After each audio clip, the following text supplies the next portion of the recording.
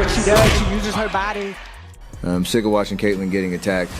If the league doesn't step up and protect her, things are going to get ugly real fast. Caitlin Clark was on the floor again. And this time, the image almost told the whole story before anyone even knew the final score. A Fever player trapped underneath Phoenix bodies, a hand near the neck area, legs tangled, the ball loose, everyone fighting. And somehow, in real time, the officials looked at all of that chaos and kept the game moving. No whistle, no flagrant, no immediate punishment, nothing. Is one of the wildest games I have ever watched in my life. I watched Caitlin Clark get punched in the throat. I watched Caitlin Clark get kneed in the groin, get kneed in the ribs. I watched Caitlin Clark hit the ground repeatedly. For months now, I've been talking about how Stephanie White's system will lead to a Caitlin Clark injury. But the next day, the WNBA came back and admitted what fans already saw. Alyssa Thomas was given a flagrant foul 2 and a 1-game suspension for reckless contact with her fist to Caitlin Clark's throat area. Once again, ladies and gentlemen, all I can say is wow at this point. When the league had a chance to make a statement, they chose the minimum punishment. Ladies and gentlemen, we finally have a decision from the WNBA. And in my opinion, it's not enough. It simply is not enough. After fans, media, and even former players spent all morning and afternoon waiting, even last night, waiting for the league to respond, the WNBA announced that Alyssa Thomas will receive just a 1-game suspension. Huh? And that is why this Fever versus Mercury game has turned into something much bigger than a 2-point loss. Phoenix won the game 111-109. But that is not what people are talking about. They are talking about Caitlin Clark leaving with a back injury. They are talking about Stephanie White exploding after the game. They are talking about another no call. And most of all, they are asking the same question again. How many times does this have to happen before the WNBA actually protects its biggest star? And then we're going to talk about something else that's hard to ignore. Suddenly, you're hearing Stephanie White defend Caitlin Clark. Suddenly, the Indiana Fever's president is speaking publicly defending her. But where was all of this when Caitlin Clark was being relentlessly criticized? That's what I want to know. Where was these voices when the national conversation was going in the opposite direction? Now that this story have exploded into mainstream media, everyone seems to have something to say. Because this did not feel like just another physical basketball game. It felt like a warning sign. Before we break it down, comment "Protect Clark" if you think the league has to start treating these moments seriously. Because once you see the full sequence, Stephanie White's reaction makes a lot more sense. This game was already heated before tip-off. The Fever and Mercury had just played 2 nights earlier, and that matchup was full of tension. Technical fouls, ejections, players jawing, bodies flying. Everyone knew the rematch was going to be emotional. Therefore, this should have been one of those games where the officials set the tone early. Instead, they let it build. And Caitlin Clark came out like she knew exactly what kind of night it was going to be. She was cooking Phoenix in the first quarter. She had 13 of her 19 points early. She was hitting deep threes, attacking the rim, finding teammates, and looking like she was about to take over the entire game. But anyways, after Caitlin Clark gets sizzling, she's on fire. 19 points, 8 assists halfway through the third, and by now she's been hit with multiple hard screens. She's been hit in the throat. She's been taken out on a 3-pointer. A typical Caitlin Clark game. Clark finished with 19 points and 8 assists in under 20 minutes. Just sit with that for a second. 19 and 8 in less than half a game. That was the pace she was on. But then the game changed. In the second quarter, Clark ended up on the floor during a loose ball scramble. Alyssa Thomas came down into the play, and the contact around Clark's body immediately had fans rewinding the clip. There was contact near the groin area. There was contact around the throat area. Then Thomas stepped over Clark while she was still down, and the officials called nothing. Knee in the groin, fist on the throat. They hate that white girl. Look at this. She falls down. Here comes Alyssa Thomas, knee in the groin. And here she comes, fist on the throat. Knee in the groin, fist on the throat. Alyssa Thomas doing what Alyssa Thomas does, showing what a talentless hack she is. Showing what a talentless hack she is. When you don't have skill, you use physicality. Alyssa Thomas. That is the part that made fans furious. Not just because the play looked bad in slow motion, but because everyone watching knew what would happen if that same contact happened to the wrong player at the wrong time in a different game. There would be a whistle, there would be a review, there would be a long conversation at the monitor, but with Clark on the floor, the game just kept going. And that is why the WNBA's decision the next day mattered so much. Because if the league later decided the play was bad enough for a flagrant foul 2 and a suspension, then why was it not bad enough to stop the game live? That is the question fans cannot let go of. How can something be dangerous enough on Thursday, but invisible on Wednesday? The highest attended 20 games in WNBA history. Caitlin Clark has played in every one of those games. The highest rated games in WNBA history. Caitlin Clark, I believe, has played in either 18 or 19 out of the top 20 rated games on TV. Teams have moved their games against the Indiana Fever into NBA arenas to basically fulfill the need for the outreach and the outpouring of support for Caitlin Clark. So all the numbers tell you the impact that she has had on this league. And for the players and for anybody else not to see that, as you were talking about, how she would help raise the league and everybody would benefit from it, and then be treated the way she is on the basketball court. You could use the word disgraceful, you could use the word disrespectful, you can use the word embarrassing. You choose the word you want to use. All I can tell you is that I just think it's an embarrassing, disgraceful display of a lack of sportsmanship and understanding the big picture for the WNBA. And that is where Stephanie White comes in. After the game, White was not just upset, she was done. She called the no call egregious. She called it disrespectful, and she said she had brought the incident to the officials at halftime. Steph, one more on Caitlin. Obviously, you're very forceful tonight. What made you want to maybe make that statement so forcefully tonight after you defended her in the past, but obviously a little more fire? Because they were so egregious. I mean, the fist in the throat is crazy. It's crazy. It's dangerous. The landing spot, when you went to review it and she still comes down on top of another foot, like, I don't know. Because to me, that's like a do-over on a test. How do you screw it up again? And it's just, when you have these things continue to happen time and time again, eventually it gets frustrating. But I thought those were just more egregious. Think about that. She did not wait until after the game to complain. She told them during the game. She brought it to their attention at halftime. And according to White, the answer was basically that they did not see it. You're coming in here aware of what happened 2 nights ago? And that still happens? Absolutely unacceptable. Absolutely unacceptable. And the reckless closeout that they actually reviewed, and the foot still comes down on top of the defender's foot that wasn't upgraded? Absolutely disrespectful. We have a generational talent and a WNBA superstar who had 2 cheap shots right there that weren't called. And I just say, again, absolutely unacceptable. But that excuse only makes the whole situation worse, because the same officials who did not see contact at Clark's throat somehow saw plenty when it was time to call Indiana for fouls late in the game.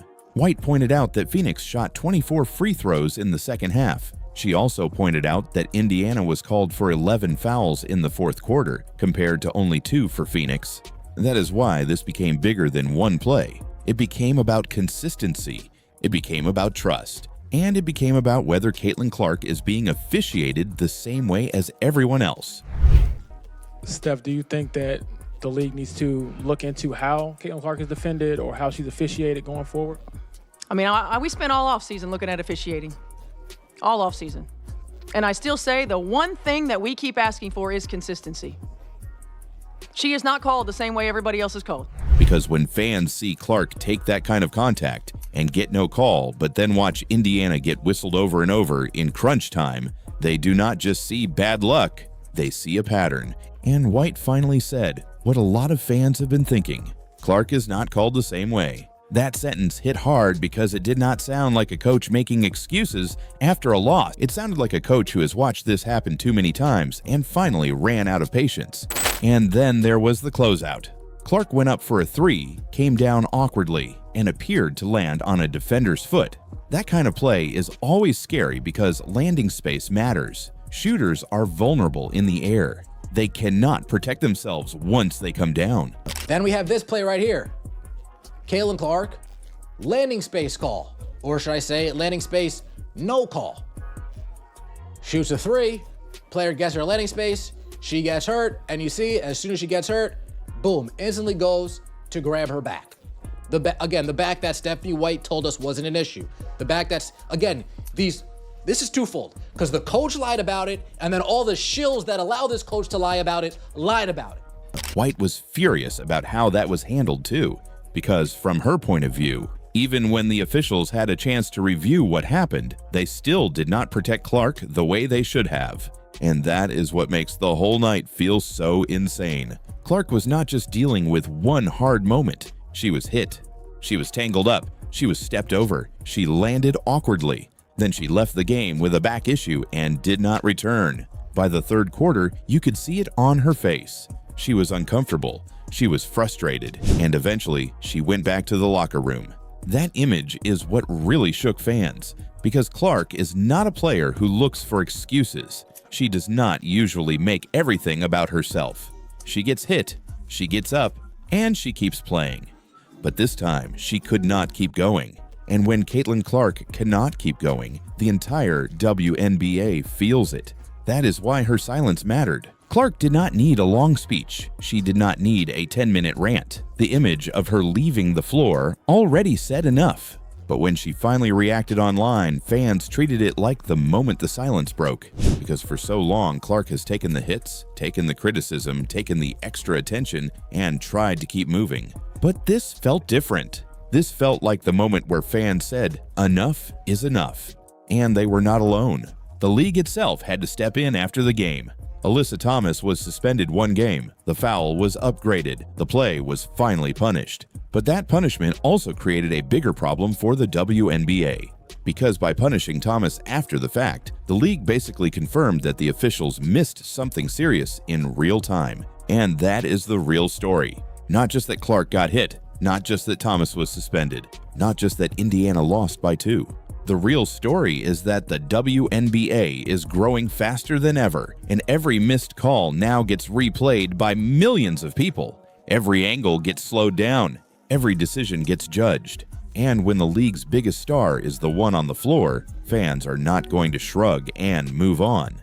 They are going to demand answers. If I were Caitlin Clark, I would seriously consider going to play overseas somewhere and get the royal treatment. She's been getting run over, steamrolled, shoved down, this one to the neck last night. Alyssa Thomas should be suspended with the way that looks and the way that it just comes across. I'm like, this is what the WNBA has become. I'll tell you what, if I were Caitlin Clark, I would seriously consider going to play overseas somewhere and get the royal treatment. And I know that Caitlin makes a ton of money off the court in terms of endorsements, and rightfully so. But I think that there's a petty jealousy, and she's a straight white basketball player, and she is not being treated with any sort of respect whatsoever. That is the price of growth. The WNBA wants the ratings. It wants the attention. It wants the packed arenas. It wants the Caitlin Clark effect. But if the league wants all the benefits that come with Clark, then it also has to deal with the pressure that comes with protecting her. Because you cannot build the biggest story in women's basketball around one player, then act surprised when fans explode after she gets hit and nothing is called. And that is why this moment is not going away. Stephanie White exploded because she saw what everyone else saw. Clark left hurt because the game got out of control. Fans exploded because the no call felt impossible to defend. And the WNBA stepped in because the footage became too loud to ignore. So now the question is simple. Was 1 game enough? Or did the WNBA only punish Alyssa Thomas because the internet forced them to? Because if the league does not fix this now, the next Caitlin Clark controversy might be even worse. Comment Protect Clark if you think this has gone too far. And keep watching, because the fallout from this game is only just beginning. Because here's the thing, like, the narratives that surround Caitlin Clark, are just really interesting. You know, the idea that she's protected by the league, the idea that everyone's going after her because she's been so heavily promoted, which, listen, the promotion of Caitlin Clark, based on what she did in college, I think is fairly justified. She was doing incredible stuff over there, and I didn't love this aspect. I understood, but I didn't love this aspect. I felt like when Caitlin Clark first got in the league, and it wasn't just her, other young people that were getting in the league at the time, a lot of new eyeballs were coming over to the W, and it seemed like there was a little bit of the old guard that was relatively annoyed by the new kids coming into the school. There is a spot on the floor that should genuinely terrify every defender in the WNBA. For most players, it is too deep. For most coaches, it is a bad shot. For most defenses, it is where possessions go to die. But for Caitlin Clark, that spot is where the defense starts panicking. Because when she crosses half court, the game changes. Not at the three-point line, not at the wing, not when she gets into the paint. The second she steps over the logo, defenders have to make a decision. Do we pick her up now? Do we back up? Do we send help? Do we switch? Do we trap? And that is the problem. By the time a defender is asking those questions, Caitlin Clark has already won the possession. It's perfectly constructed. I do believe that, you know, you want Caitlin Clark's the best pick and roll player in the league. You want to stretch four. This Indiana roster hasn't been constructed to give her the most space possible, in my opinion. In all of our opinion, Ryan.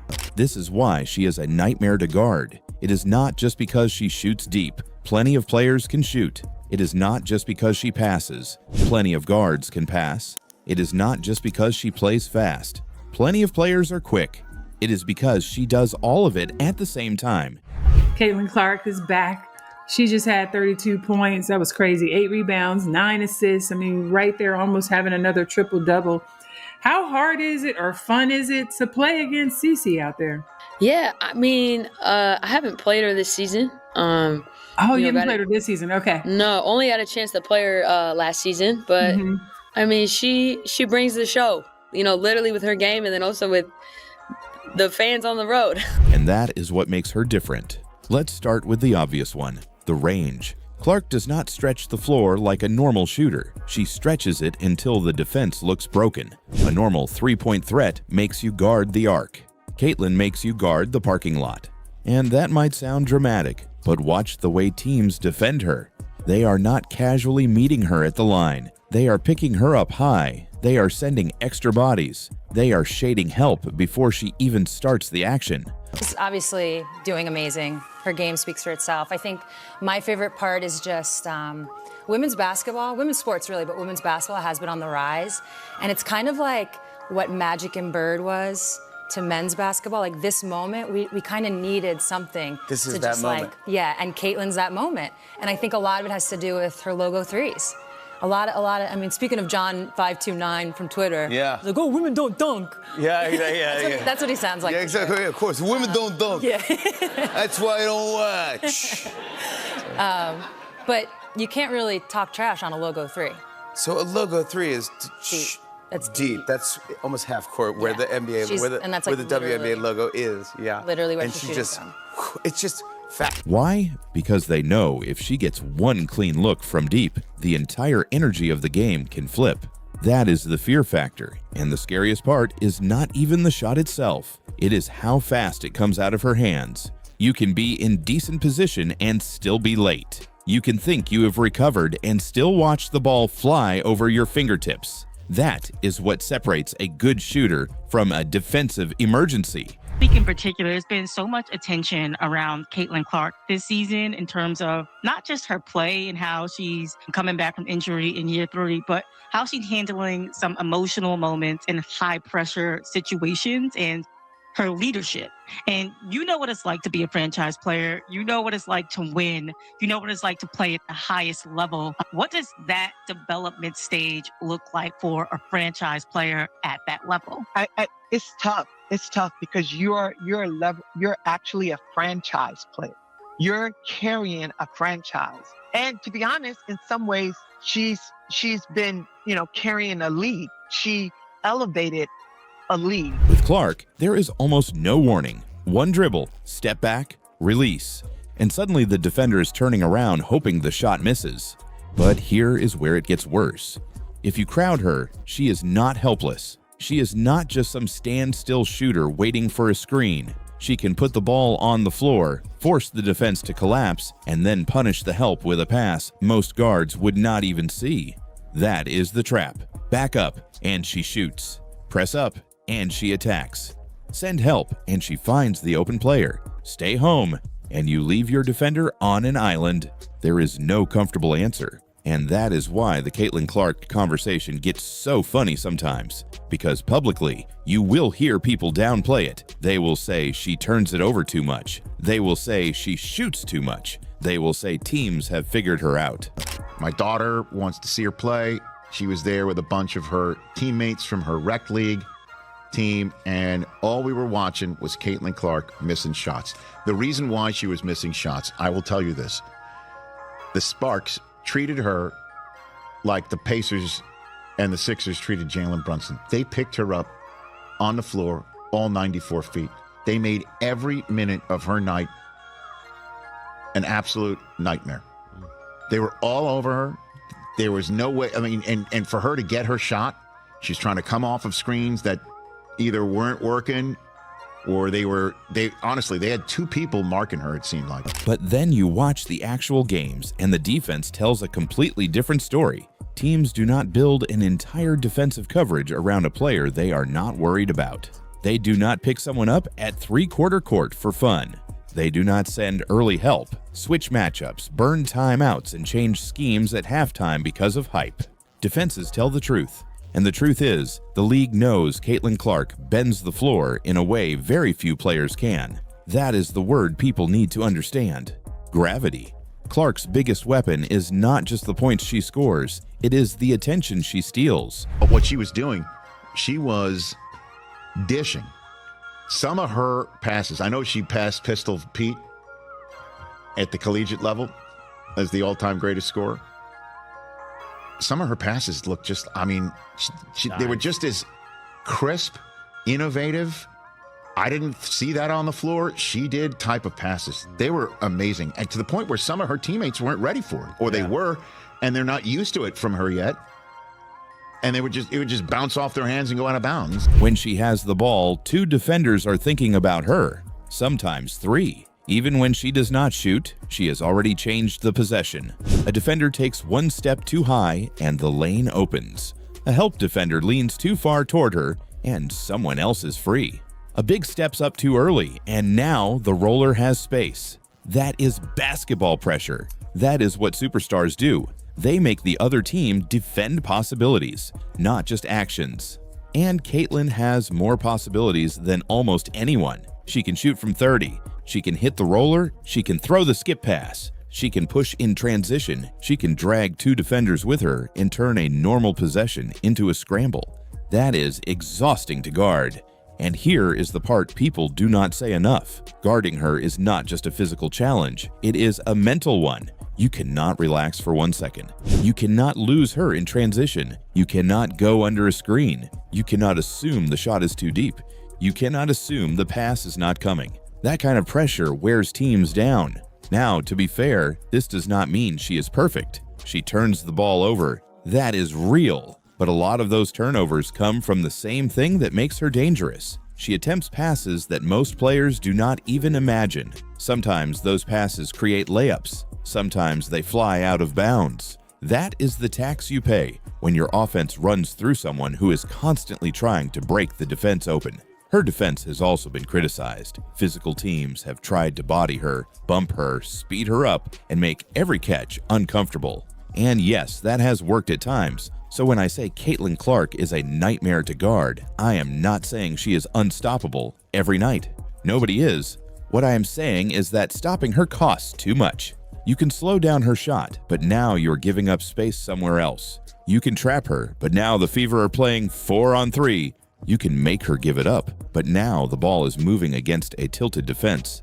That is the nightmare. You might survive the possession, but you rarely get to defend normally. And that is the real compliment. Not the fake quotes, not the over-the-top headlines, not the made-up stories about legends being terrified. The real compliment is the way teams guard her.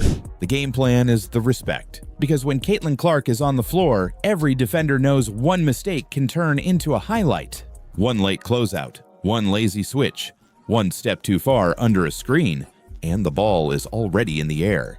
That is why she is a nightmare. Not because she is loud, not because she is popular, not because of the media attention, because her skill set forces the entire defense to play scared. So here's the question. If you are an opposing coach, what are you actually doing? Are you selling out to stop the three and living with the assists? Or are you staying home and praying she has an off night? Because either way, you are not really solving Caitlin Clark. You are just choosing how you want her to beat you.